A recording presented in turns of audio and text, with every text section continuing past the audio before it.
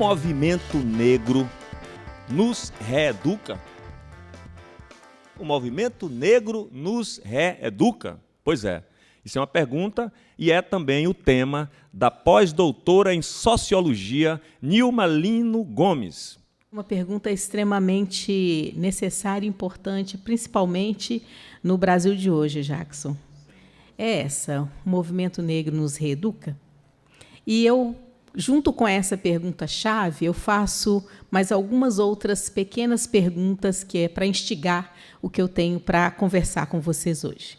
Como uma boa professora, eu sempre tenho um caderninho, né, com tudo anotado. Então, as minhas questões estão aqui e elas são essas. O que a sociedade brasileira tem aprendido sobre a luta antirracista por meio do protagonismo do movimento negro? A outra pergunta para a nossa reflexão. Como compreender o movimento negro hoje, nas suas diversas formas de atuação? Mais uma outra. Nós vivemos momentos de superação ou de recrudescimento do racismo no Brasil atual? Mais uma outra. A esquerda brasileira, o campo emancipatório brasileiro, vamos pensar assim, e a pauta racial, qual que é a relação? É uma relação de laços de solidariedade ou de desconfiança? Como ficam essas questões? E eu diria, respondendo a cada uma delas, e a primeira delas, é que o movimento negro ele nos reeduca, sim. O movimento negro ele é um educador. E ele é um educador que reeduca a si mesmo, reeduca a sociedade, o Estado, a educação, seja a educação básica, seja o ensino superior. E, nesse processo de reeducação, todos nós, negros, brancos, indígenas, de qualquer grupo e pertencimento étnico-racial, aprendemos sobre as relações raciais no Brasil, aprendemos mais sobre nós mesmos, país, Brasil, aprendemos sobre a nossa ancestralidade africana e como ela se dá e ela é recriada e ressignificada no Brasil ao longo de todo esse nosso processo histórico. Nós também somos reeducados nessa luta que o movimento negro constrói na sociedade brasileira a entender quão perverso é o racismo. E quão perverso é o tipo de racismo que se instaurou historicamente na sociedade brasileira e contra o qual, hoje, nós construímos políticas de superação do racismo e políticas de igualdade racial. E eu costumo sempre enfatizar que esse tipo de racismo que se construiu no Brasil é muito diferente de outros que existem em outros lugares do mundo, porque aqui é um racismo que abarca, ele carrega dentro de si uma ambiguidade. E o que é essa ambiguidade? É a capacidade que ele tem de se afirmar pela sua própria negação.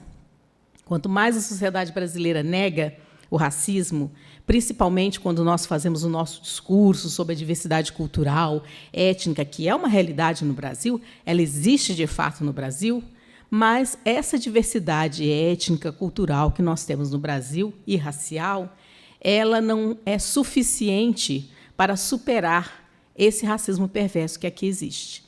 Então, para nós e para as pessoas que lutam pela democracia, pela igualdade, para aqueles que têm um sentimento de emancipação social, uma prática de emancipação social, precisa compreender que, mesmo sendo diverso como nós somos enquanto país, infelizmente, nós ainda carregamos na nossa estrutura racismo.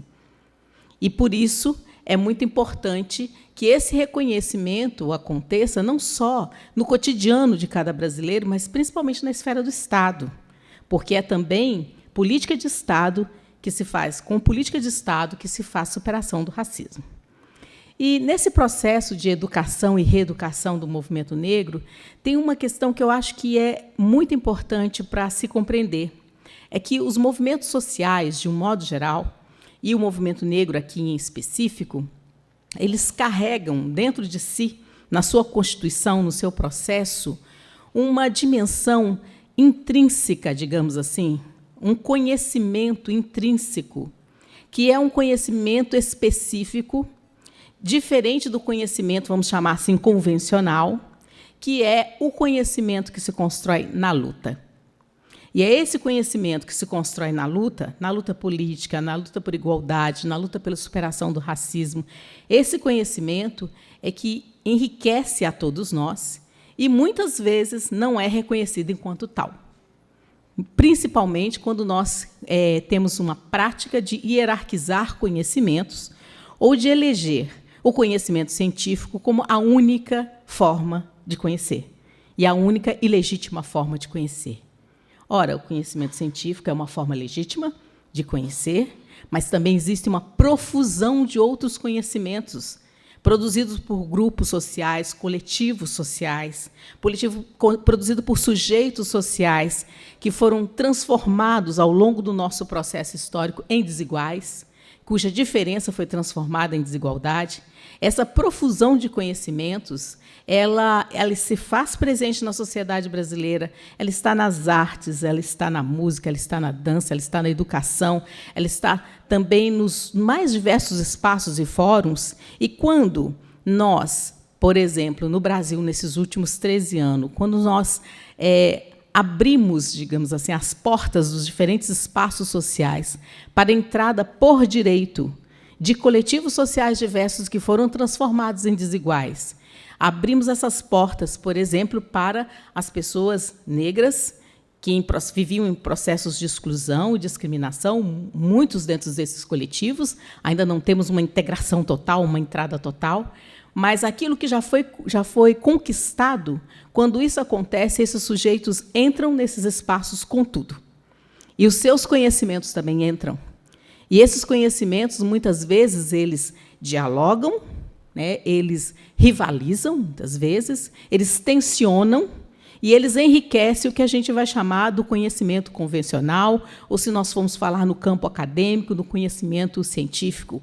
Enriquece, rivaliza, confronta, porque os conhecimentos não são algo que está fora dos sujeitos. São os sujeitos sociais que produzem esses conhecimentos. Então, quando nós falamos que o movimento negro nos reeduca a sociedade, o Estado, etc., e a si mesmo, nós estamos falando de sujeitos sociais que constroem a sua trajetória no processo histórico, cultural, social brasileiro e nas lutas sociais.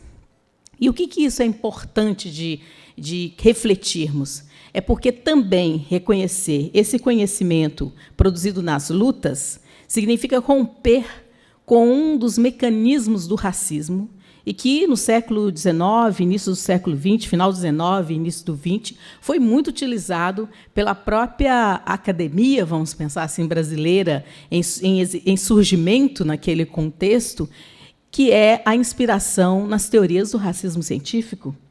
Então, quando hoje nós reconhecemos que o movimento negro e os seus sujeitos, né, os sujeitos que constroem esse movimento, nos reeducam, nós estamos indo na contramão do racismo científico, indo na contramão dessa ideologia que pensa superioridade e inferioridade racial, como se isso fosse algo existente no Brasil, e nós colocamos os sujeitos negros, as negras e os negros, no lugar legítimo de sujeito produtor de conhecimento, de sujeito da humanidade e de sujeito histórico, que constrói a sua história. Uma outra questão também que, respondendo às minhas próprias indagações, é o que eu estou chamando, então, de movimento negro. E aí eu quero citar um recorte do meu último livro, O Movimento Negro Educador, que eu lancei o ano passado, onde eu tento explicitar o que eu estou chamando de movimento negro hoje, porque é complexo pensar. E nem todos nós temos um acordo, né, sobre afinal de contas, o que a Nilma está falando. E aí, muito rapidamente, eu quero ler para a nossa compreensão. O movimento negro ele é entendido, na minha perspectiva, como as mais diversas formas de organização e articulação das negras e dos negros politicamente posicionados na luta contra o racismo e que visam a superação desse processo na sociedade. Participam dessa definição, e aí eu acho que é importante esse aspecto a destacar, é que participam dessa definição, então, os grupos políticos, acadêmicos, culturais, religiosos, artísticos, que têm um objetivo explícito de superação do racismo e da discriminação racial. de valorização e afirmação da história e da cultura negras no Brasil, de rompimento das barreiras racistas impostas aos negros e às negras na ocupação dos diferentes espaços e lugares da sociedade. Trata-se de um movimento que não se reporta de uma forma romântica à nossa relação com a ancestralidade africana e o continente africano da atualidade, mas reconhece os vínculos históricos, os vínculos políticos e culturais dessa relação, compreendendo-a como integrante da complexa diáspora africana. Portanto, não basta, e isso é importante, apenas valorizar a presença e a participação dos negros e das negras na história, na cultura, louvar a ancestralidade negra e africana para que um coletivo seja considerado como movimento negro.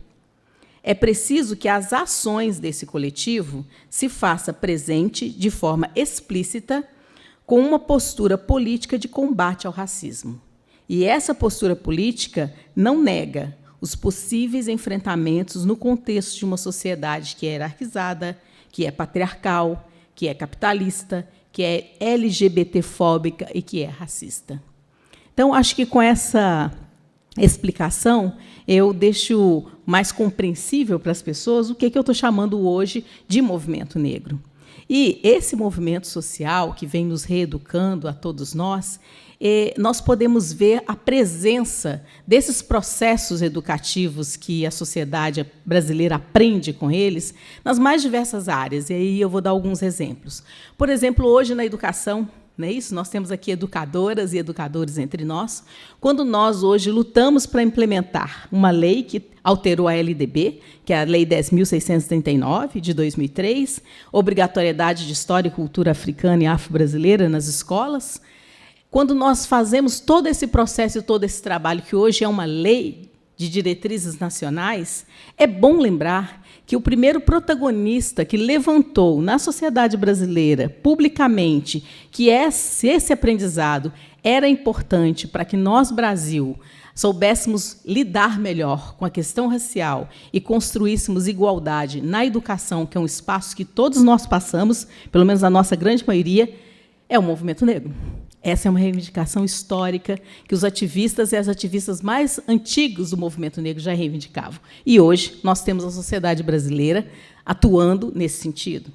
Quando nós hoje discutimos ações afirmativas, temos cotas raciais nas universidades, em concursos públicos, através de legislação, inicialmente através de iniciativas desses espaços, a discussão sobre ações afirmativas, quem traz publicamente essa discussão para a sociedade brasileira, inclusive debaixo de muita tensão, no início dos anos 2000, foi o movimento negro. Principalmente quando esse recorte racial para a população negra foi discutido dentro das políticas de ações afirmativas, que, à época, já existiam, por exemplo, para pessoas com deficiência e não eram tão debatidas no nível nacional, nem eram consideradas tantas polêmicas. No campo das artes, por exemplo, se nós formos pensar hoje o que significa pensar arte negra, corporeidade negra, pensar espaços para artistas negros e negras nas mídias, na televisão, no cinema, no teatro, a elaboração e construção de peças teatrais, as artes plásticas, nós vamos pensar, por exemplo, Teatro Experimental do Negro, o TEM, lá nos anos 40 a 60, Abdias do Nascimento e tantos outros e outras, que naquele momento já polemizavam qual é o espaço das negras e dos negros no mundo da arte.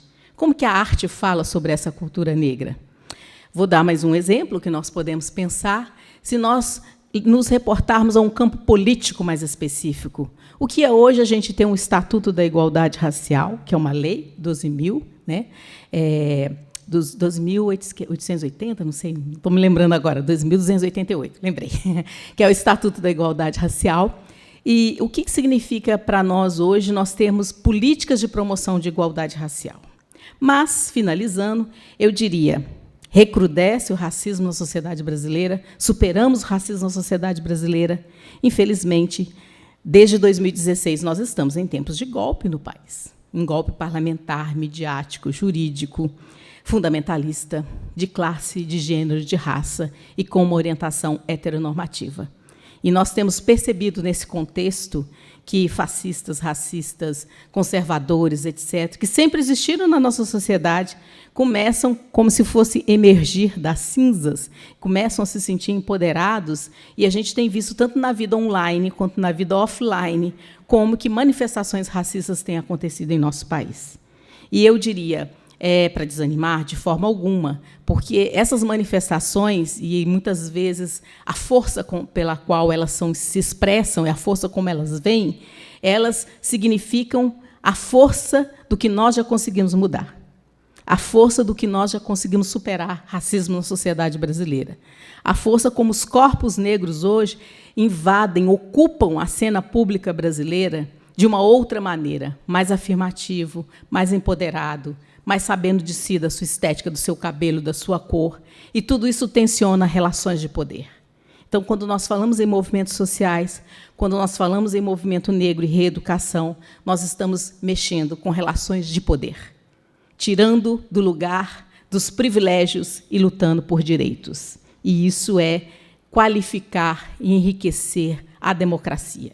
E, então, quando falamos sobre movimento negro e esses espaços de educação, significa que esse movimento social, nessa complexidade que eu li ali, esse processo de reeducar a si mesmo, o Estado, a sociedade, significa nos reeducar para compreender que tipo de democracia é essa que nós temos que continuar lutando no Brasil. E eu diria, nesses meus últimos tempos de reflexão, eu tenho achado que nós temos que lutar por uma perspectiva interseccional de democracia, aprendendo principalmente com a luta do movimento negro, como um grande educador que nos reeduca historicamente e até hoje. É isso. Muito obrigada. Achei muito interessante a sua fala sobre a questão do movimento, porque hoje sou a professora que sou, a mulher que sou, com muitas interferências do movimento negro, das experiências vivenciadas nesse movimento. Inclusive, eu ouvia muito dizer assim, algumas pessoas dizerem, eu sou uma mulher negra em movimento, eu sou um homem negro em movimento. Mas eu percebi a diferença disso e de estar no movimento, de forma organizada.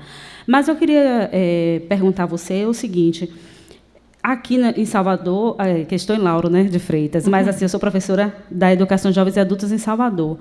E com relação à efetividade da Lei 10.639 na rede. E existe uma escola ou outra que tem um destaque, ou um professor ou outra, uma professora que fazem suas práticas, mas ainda não é na amplitude que gostaríamos.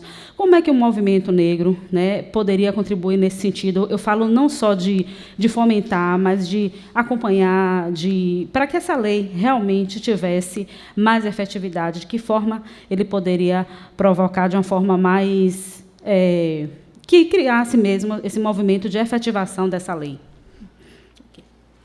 Então, Arimelma, muito obrigada pela pergunta.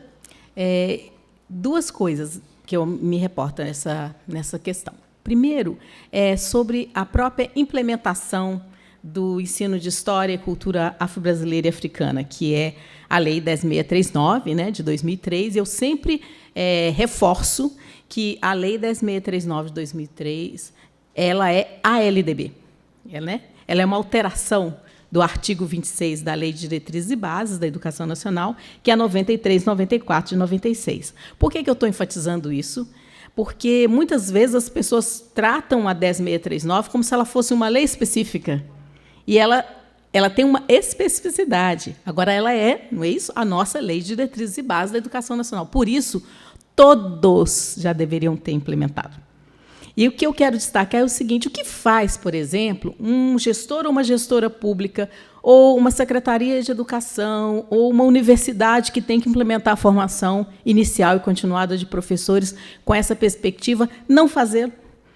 Sendo que, desde 2003, esse ordenamento legal está colocado, assim como outros ordenamentos legais. E aí eu volto na questão da ambiguidade do racismo brasileiro. Porque o racismo brasileiro, essa coisa insidiosa e ambígua que eu falo com vocês, é disso, assim, algo que é um ordenamento legal para todo o Brasil, não é só para a população negra.